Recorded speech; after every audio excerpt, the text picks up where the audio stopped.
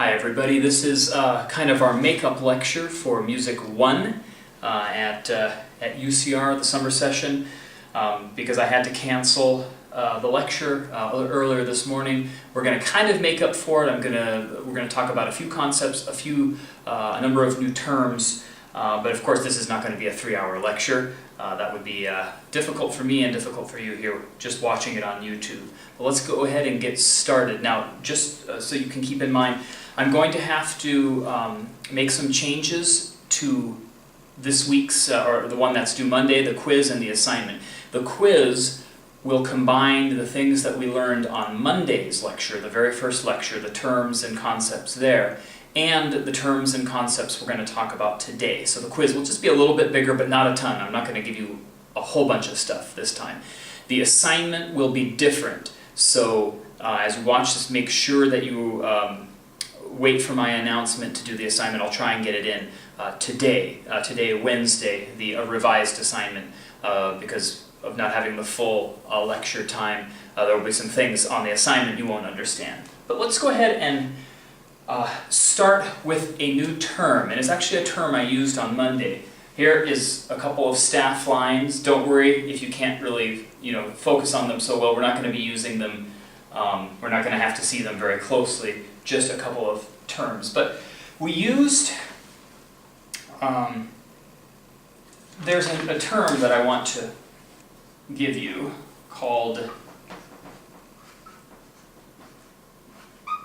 interval. And sorry, this board isn't the best. I'm kind of improvising in my office over at La Sierra University. But here's the definition for interval. Interval.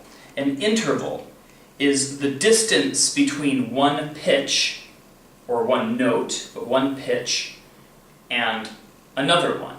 Okay, between one pitch and another. And if you remember, from your original piano keyboard, the one that we used on Monday, there were, this was just a short keyboard.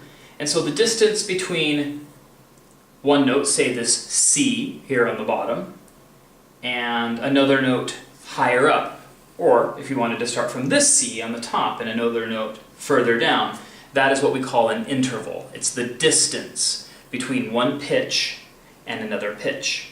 Okay. We're going to talk on Monday's class a lot about intervals, and we're actually going to learn how to do them by ear training. You will learn to identify them by ear and by sight. But I'm going to tell you what one interval's name is today, and that's the only one that you have to know for the quiz. And that is a note, or the distance between one pitch, or one note, and the pitch or note 8 notes higher. So count with me, 1, 2, 3, 4, 5, 6, 7, 8. So the difference between this note, 1, 2, 3, 4, 5, 6, 7, 8, and the note or pitch 8 white keys, we're not using the black keys yet, above, is an interval called the octave. The octave. And that makes perfect sense. Oct means 8, like octopus means something with, an animal with 8 arms. So an octave is the distance between a note and another note 8 notes higher. Okay. Counting the original note is 1. So then you count to 8 and you get there. Now the interesting thing about the octave, if you remember from our piano keyboard, this was named C, D, E, F, G, A, B, and then C again. And so the thing that makes the octave unique is you can think of it as being the note 8 notes higher than another note, but it's also the distance between a note or a pitch and the next higher one that has the same name. Okay? So from C to C, that is an octave. Okay? It's a very special interval. If you look, and I hope this is something, but get out your keyboard, the extended keyboard that I gave you, and we can see this illustrated further. This note on the very bottom, this pitch is C. If you count up, 1, 2, 3, 4, 5, 6, 7, 8. you get an octave, which is another C. Count 8 again, 1, 2, 3, 4, 5, 6, 7, 8. There's another C. 1 through 8, another C, another C, another C.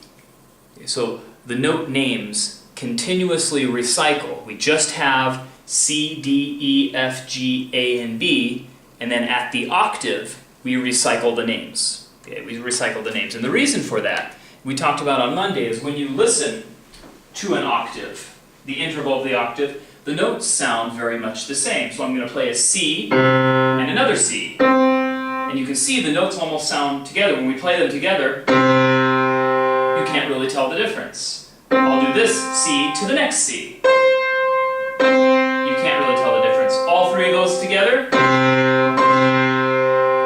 they sound like the same note. And we have a principle we call octave equivalence. Our ears hear the notes as the same thing. There's actually a physics reason behind that I'll explain in a future class. Okay, so I want to make sure that you understand the principle of the interval, the distance between one note and another note, and the octave specifically is between one pitch or one note and then the next one.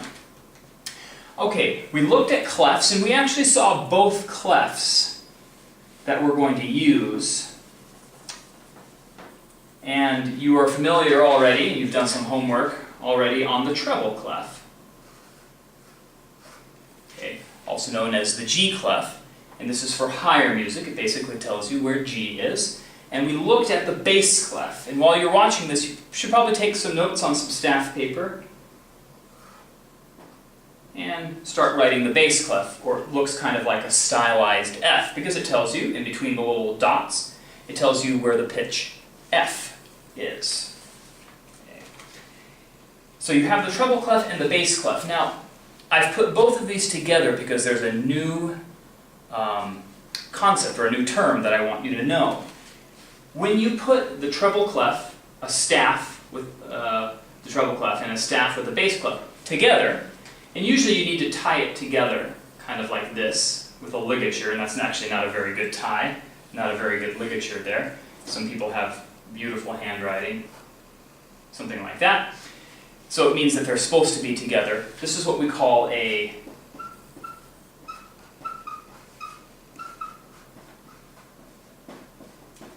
grand staff. A grand staff is a treble clef and a bass clef tied together somehow. Okay, this just means that they should be together. Now, these two clefs have an interesting relationship, and how they show what pitches are. Now, in the bass clef, in the treble clef, we already saw where the different notes were. Okay, we saw C, and then D, E, F, C, D, E, F, G, A, B, and then C again. The bass clef is very interesting. We know where F is, and I'm going to go backwards here. This is where F is because of the F clef. This is where a low C is. And I'm going to go backwards, and you don't have to. C, D, E, F, G, A, B. And interestingly enough, this C, the last C of the bass clef, is the same as this C of the treble clef. Let me erase the notes immediately around so you can see how they look.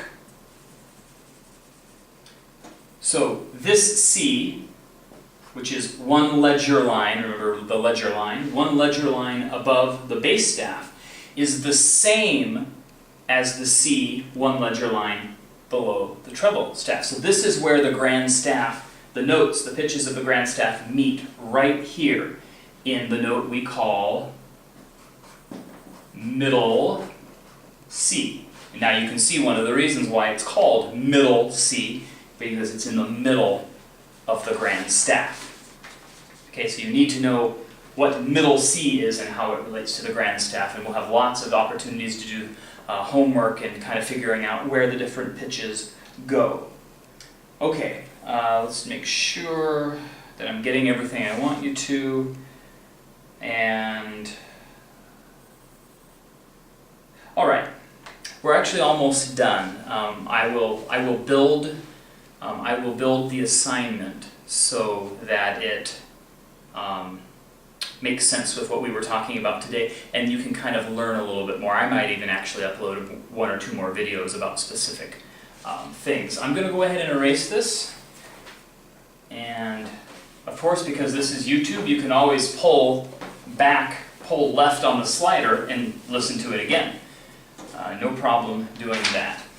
All right, one of you guys on Monday's class asked a very good question saying, how do we determine, because we have the staff and we have the clef and the time signature, one of you was asking, how do we determine, or how do we say that we're going to be playing? Loud, or singing loud, or soft? And this is when we're going to learn those vocabulary terms. So here's another relative definition. Remember, pitch is the relative highness or lowness of the sound, so there's another one that has relative in it.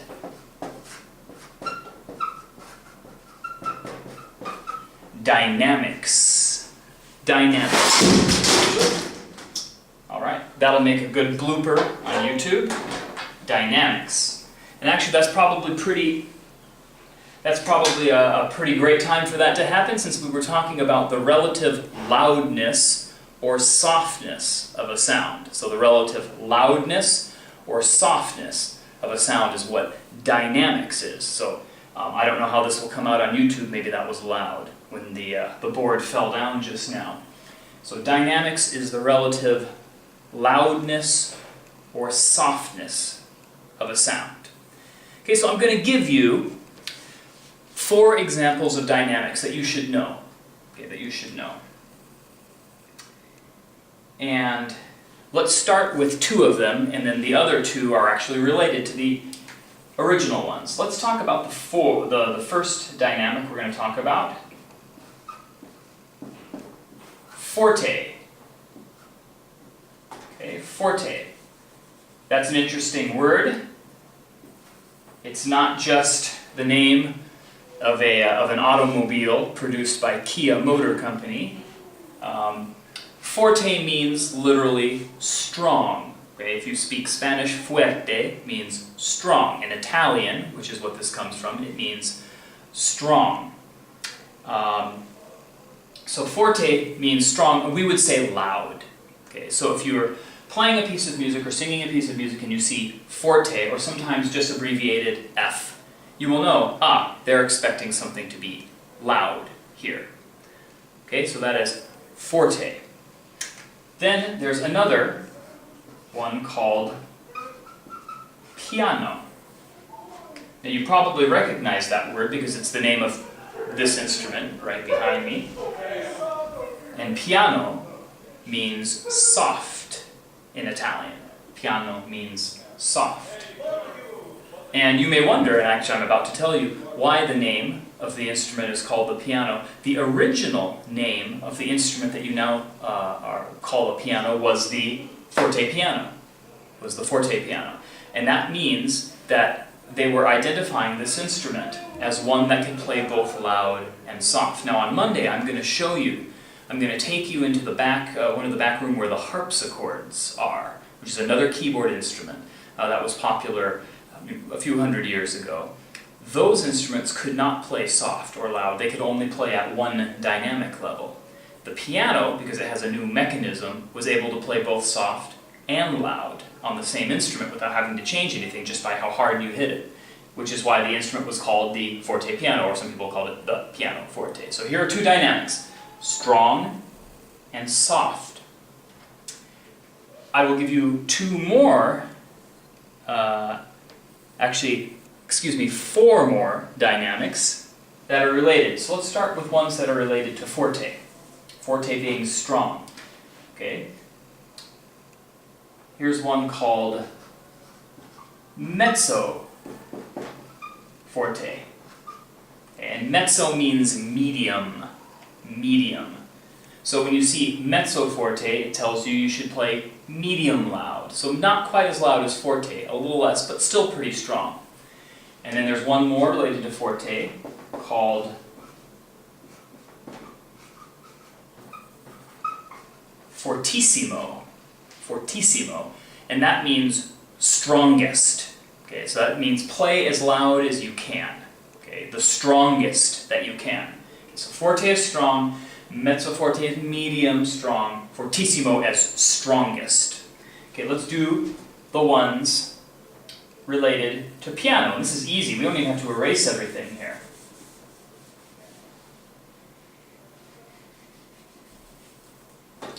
So we have piano, soft. We have mezzo piano, and mezzo piano, like mezzo forte, means medium soft. And then we have pianissimo, pianissimo, which means softest, softest. So from softest to loudest, we have pianissimo, means the softest, piano, meaning soft, mezzo piano, medium soft, mezzo forte, medium loud, forte, loud, fortissimo, loudest or strongest. Okay. So those are 6 dynamic levels. Likely on the next quiz, I'll just ask you to name me some number, 3 or 4 or whatever, dynamic levels. You don't necessarily have to know them in order of what's strong. In the future, maybe you will. Okay. So those are the names of some of the dynamics. Now, another question a student asked was, how do you know how fast to go? That's tempo, and we will get to that eventually. We won't get to that this time. Okay, there are a few things related to dynamics that I want you to know. I'm going to erase this. So most of the new materials you're going to have to know are based on vocabulary. Okay, so it's probably about 10 more vocabulary terms for you to learn for this next quiz. Not so many, actually. And this is again related to dynamics and how we change from one dynamic to another. Okay? Just as on Monday's class, I told you if the rhythm was the same all the time on a piece of music, it would be boring.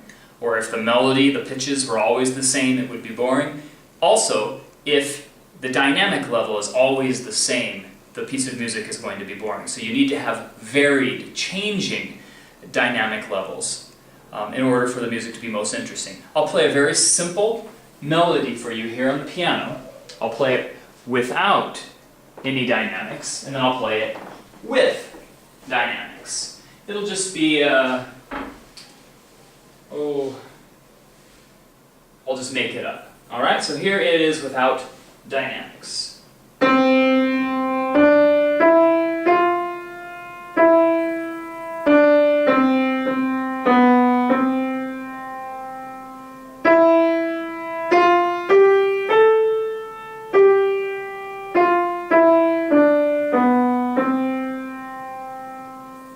Okay, not an incredibly interesting melody without the dynamics, and now I'm going to add maybe some different dynamics. Maybe I'll start mezzo piano and do something forte. It may not be what you want to hear, it may not be beautiful, but it's at least a little bit different. Let's hear it.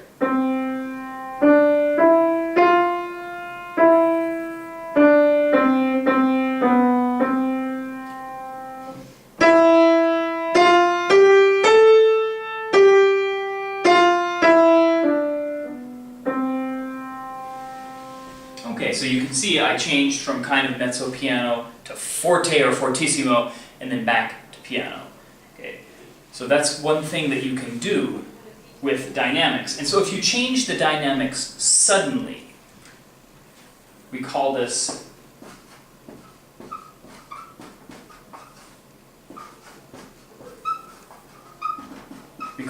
terraced dynamics. And if you know what a terrace is, often if you've ever been to somebody who has a very, very large home with maybe a big garden, you may see some terraces where there will be part of the garden will be here, and then there will be a wall, and then another level of the garden, and then maybe another wall, and then another level of the garden. This is a terrace. And so terraced dynamics means you have one part of the melody that's one dynamic, and then you suddenly change to one to do something else, and you suddenly change to do something else. So let's just try this. I'll do some terraced dynamics that start off piano, and then I'll do mezzo forte, and then I'll end up fortissimo.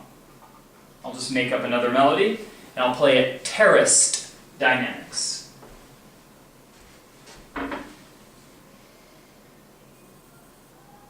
Ready, and...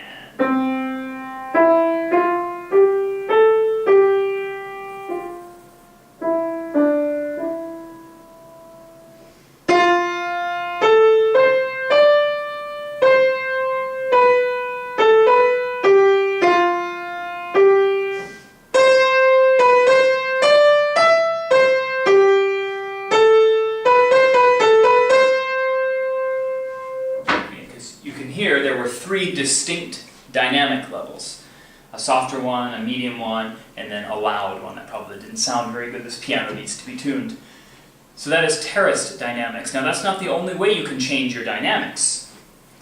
Another way you can change dynamics is by gradually changing your dynamic level rather than terraces of you're on one and then you do another one and then you do another one.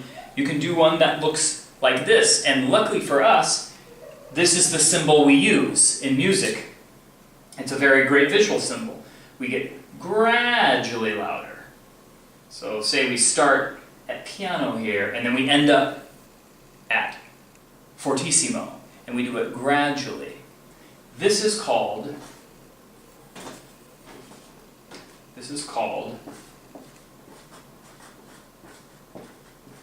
a crescendo. And this is something we actually use, a word we actually use in English, okay? And it's a gradually getting louder. So I'll play a short melody, I'll play Twinkle Twinkle Little Star with a crescendo in it. So I'm going to not terrace the dynamics, but I will gradually move between them. Here we go. Ready?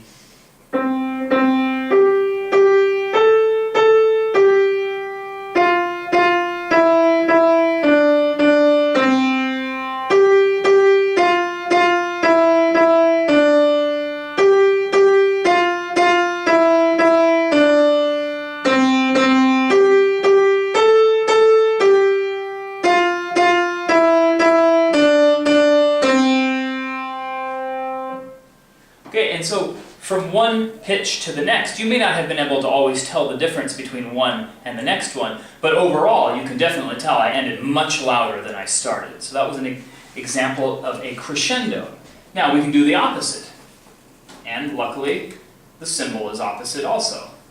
And it's easy to remember. A decrescendo is a gradual softening of the sound over a period of time. Okay, a gradual softening of the dynamics. So let me play that same thing for you again. The Twinkle Twinkle, I'm going to start it out loud and I'm going to get very soft by the end. Alright, here we go. Ready, and...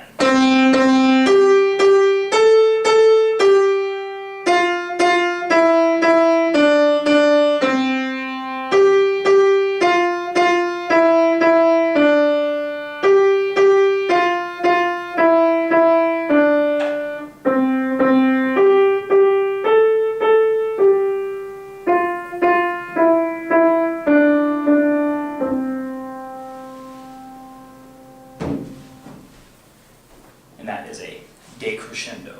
And that is all of the vocabulary related to dynamics. So just to review briefly, we have our dynamics as the relative softness or loudness of a sound. We've got forte, piano, mezzo forte, mezzo piano, fortissimo, pianissimo.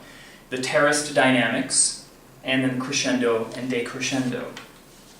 Remember what we talked about what an interval is. Okay, an interval is the distance between one pitch and another. And the octave is a special interval, or specific interval, which means the difference between one note and the other note 8 notes away, which also happens to be the place where the note names are the same. C to C, A to A, G to G. Those are the octaves. Those are the octaves.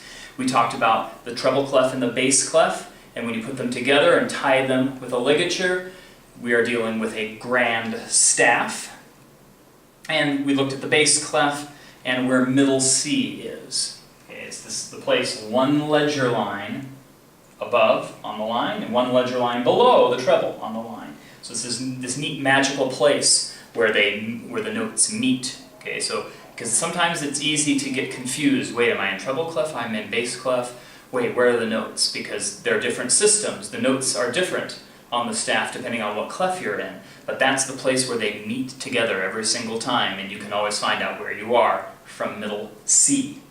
Okay, so the quiz, again, let me just review, make sure that we understand. The quiz is going to incorporate all of the things from Monday's class and what we talked about today. The vocabulary we talked about today, about a dozen terms and concepts. Okay, so just kind of add those two things together. You've got quite a bit of time to deal with it. I will add to your quiz study guide these terms, and I will change up your assignment number 2, the one that will be due Monday. We'll keep working on stuff that we worked on for your assignment 1 that you have ready. You can turn that in on Mondays too. So you're going to be turning in assignment 1 and assignment 2 on Monday. Make sure though that you do not start doing assignment 2 unless and until you receive an announcement on iLearn from me saying that it's ready, because if you do it as it is now, you won't be ready for it, because it will not be it's based on us having 3 hours of lecture earlier today, so I'm going to have to bring it back a little bit, and there will be some things that you won't be able to understand because I haven't explained them yet. So I will change that, and I will send out a message that I have done so. So Monday we're going to have kind of a lot of things coming together. We're going to have the combined quiz, we're going to have a bunch of assignments to turn in. Hopefully there will not be any other delays. It's much better, when you can raise your hands and ask questions. You, of course, we can do the digital equivalent of raising hands. You can shoot me off an email if you have any question about what we talked about today. Okay? I'm looking forward to seeing all of you on Monday for we'll start with the quiz. Just keep in mind the quiz is going to start immediately at 9:10 a.m. on the dot. Okay, so make it a point to get there on time. The quiz will probably only take 15 to 18 minutes. That's usually what I give. So if you come in 10 minutes late, you're just not going to be able to get that quiz in. So make sure that you do that, and we'll see you all on Monday. Good luck. Give me a message or an email if you need any help with anything, or if I didn't understand something or I didn't explain it clearly. Okay, we'll see you then.